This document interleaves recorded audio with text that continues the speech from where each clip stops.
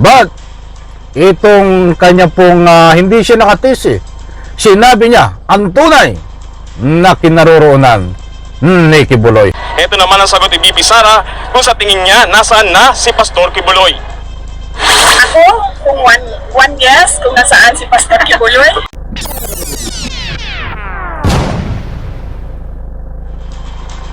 Alright, welcome back to my YouTube channel. I'm Andy's Vlog. Ito, latest update tungkol dito sa pagbuli kaya Kibuloy sa loob ng tunnel, sa loob din ng KOGC. Nako po, ay matindi ho itong latest update tungkol dito sa tunay na kinaroroonan ni Kibuloy. Nako, ayon ho dito sa Vice Presidente na si Sara Duterte, ay nung una ho ay hindi inaamin kung nasaan ang tunay na kalagayan at kung nasaan itong si Kibuloy, mga kaibigan. Ba't hindi ho nakatiis itong si Sara Duterte? Biglang tinuro kung nasaan ho itong si Kibuloy. Nung unang entrada ni Sara Duterte, sabi niya ho ay ito ay nakatakas na, mga mahal kong taga-subaybay. Ba't hindi ho nakatiis? Bandang huli, binanatan, tinuro ang tunay na kinaroroonan ni Kibuloy. Naku po, wag po kayong alis, mga mahal kong taga-subaybay. Bibigyan ko po kayo ng resibo dito sa pagturo ng kinaroroonan ni Kibuloy.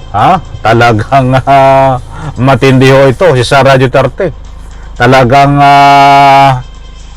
ang kanyang kaibigan na si Kibuloy, sabi nga niya ay nandun si Kibuloy, diretsahang sinabi, mga mahal kong taga-subaybay. Na reaksyon, naniniwala po ba kayo dito kay Sara Duterte sa kanyang pagturo kung nasaan si Kibuloy? Ito nga ba ay nasa isang kwarto lang diyan sa loob ng tunnel?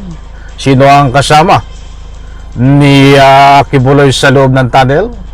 But na mga kaibigan, para sa patas naman ho nang ika nga po ipagbigay ng impormasyon, ito ho, inaanyayang ko po kayo panuorin, pakinggan itong diretsahan na tinuro ni Sara Duterte ang tunay na kinaroroonan ni Kibuloy. Ito po, pakinggan po natin.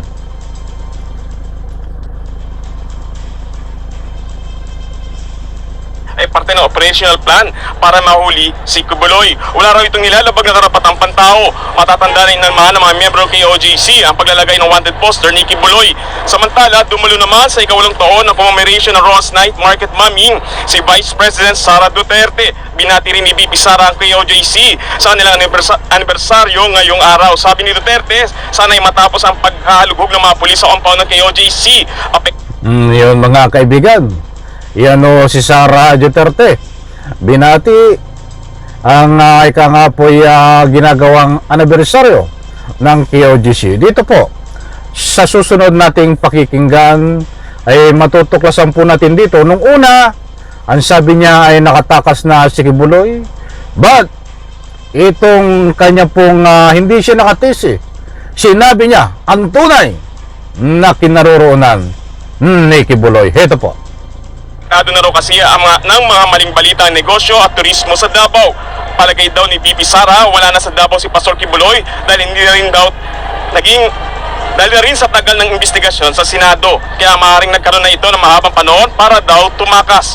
Ito naman ang sagot ni VP Sara kung sa tingin niya nasaan na si Pastor Kibuloy. Ako, kung one guess kung nasaan si Pastor Kibuloy. nasa langit. Hindi dapat ginagawang excuse na malaki yung lugar sa sobrang dami ng mga pulis na nandyan sa loob at sa sobrang dami ng pulis na pinadala para mag-execute ng warrant of arrest. Magtataka ka, 9 days na hanggang ngayon hindi pa sila tapos. Alright, so mga kaibigan, hindi po yan fake news. Nung unang sabi ni Sara Duterte ay baka ito ay nakatakas na si Kibuloy. Dahil sa tagal ng investigasyon, mga mahal kong taga-subaybay. But doon sa huli po, nang sinabi niya, ay hindi siya nakatiis. Tinuro ang tunay na kinaroroonan ni Kibuloy na maliwanag ko sa sinabi niya na si Kibuloy ay nasa langit na. Ulitin po natin para malinaw. Ito nasa na ba yun? Alam mo, Mali, tinanggal din balita ng negosyo at turismo sa Davao. Ito. Palagay daw ni Bibi Sara, wala na sa Davao si Pastor Kibuloy dahil hindi na rin daw dahil na rin sa tagal ng investigasyon sa Senado. Kaya maaaring nagkaroon na ito ng mahabang panahon para daw tumakas. Ito naman ang sagot ni Bibi Sara kung sa tingin niya nasaan na si Pastor Kibuloy. Ako, kung one guess kung nasaan si Pastor Kibuloy, nasa langit. Hindi dapat Ayun mga kaibigan, talagang maliwanag. Nasa langit na daw po si Kibuloy. Ayon dito kay Vice Presidente Sara Duterte. Naku po, anak ng katakot-takot. Ay magaling ito si Sara Duterte. Alam kung nasaan itong si Kibuloy. Nasa langit na daw po. Mga mahal kong taga-subaybay, General Torre, ako po ay nananawagan sa iyo. Baka hindi mo po alam ang balita na ito. Na si Kibuloy, ayon po dito sa Vice Presidente, ay nasa langit na po.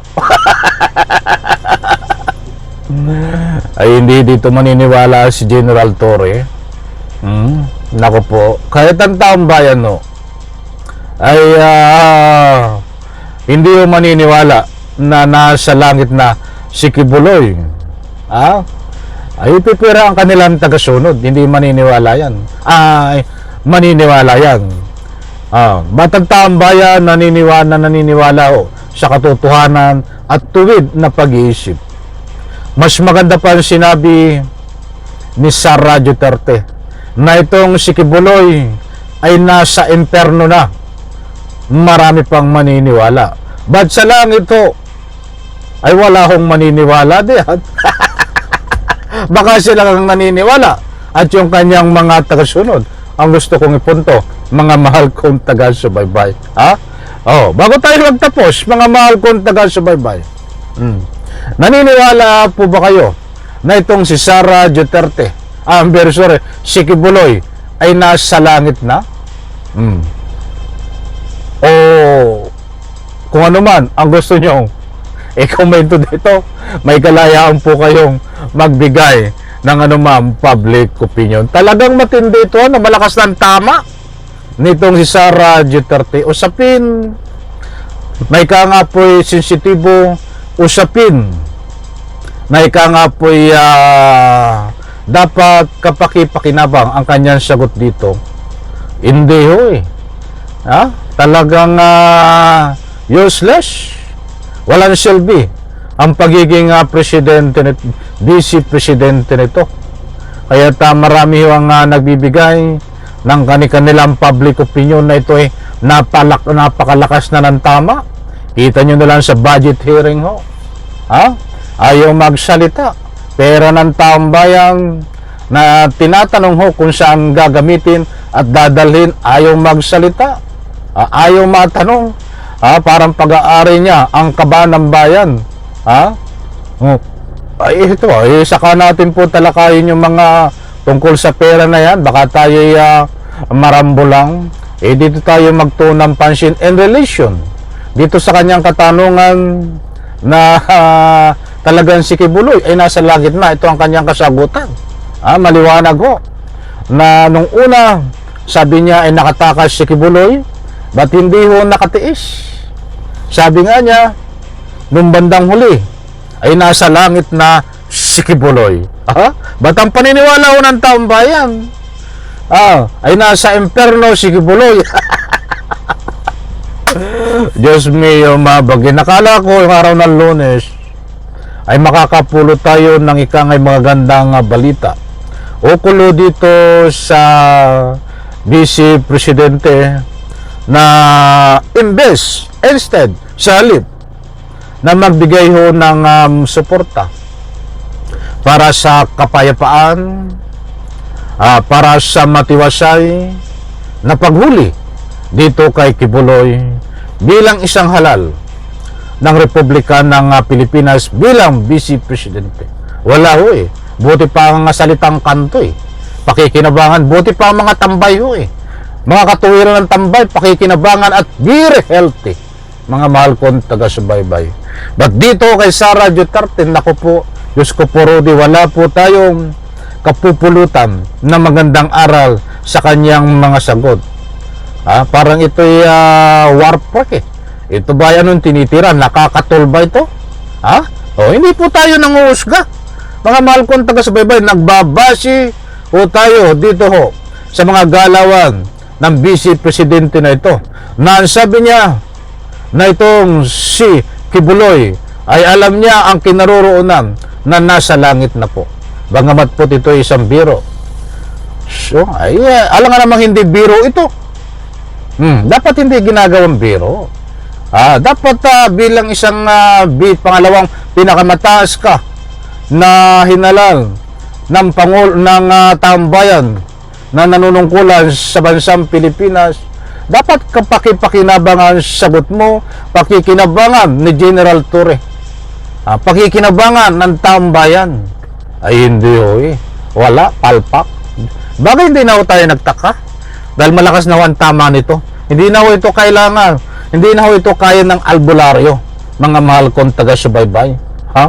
Ay mapapahaba ho tayo dito sa ika nga po ay galawan ni Sara Duterte. But ito mga kaibigan, maliwanag naman po na bagamat isang kalukuhan ang sagot ni Sara Duterte, ay maliwanag po diyan na tinuro niya si Kibuloy ay nasa langit na. Mga mahal kong taga-subaybay.